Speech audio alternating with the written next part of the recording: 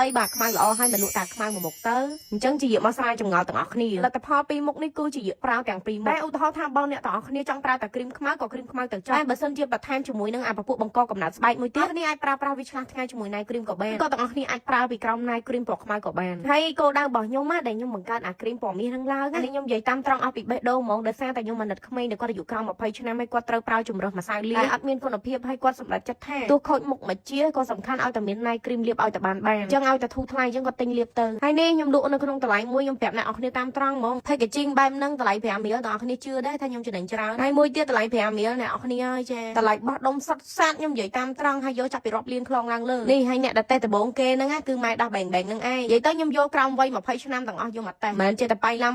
ទេណាចាប់ផ្ដើមដំបងគឺចាប់ផ្ដើមអ្នកដែលគាត់មានកោសិកាខ្ចីហើយការប្រើប្រាស់របស់ពួកគាត់ហ្នឹងគឺគាត់លាបពីក្រុមណៃគ្រីមហើយអ្នកខ្លះក៏តេះទៅលាបសុតចឹងទៅហើយសិតតែឆ្លងកាត់ការតេះអត់មានចេះតែចេញលក់តាមអំពើចិត្តទេអានេះគឺជាចរិតរបស់ខ្ញុំអ្នកទាំងអស់គ្នាចាមានន័យថាមុននឹងចេញលក់ខ្ញុំមាន feedback នៅក្នុងដៃរួចស្រេចទៅហើយខ្ញុំបាច់ឆ្ងល់ថាអូនៅពេលដែលជាចេញលក់អញ្ចឹងហេតុអីបានមាន feedback បោកគេទេអីអាវ៉ាន់ណាចេញភ្លាម feedback ភ្លាមចានេះខ្ញុំរៀបរាប់ទុកណាហើយវីដេអូនេះក៏ខ្ញុំធ្វើទុកជាសាកសីផុសតាងដែរហើយបើថាគីឡូនេះវិញមិនជាប្រើខ្លួនឯងហ្មងហើយបងប្អូនដឹងស្រាប់ហើយ1គីឡូនេះគឺ1គីឡូចាប្រើឡើងសល់កុសបានមនុស្សខ្ញុំតើប្រើឲ្យជក់ចិត្តដល់អារម្មណ៍អញ្ចឹងមិនចាញ់លែក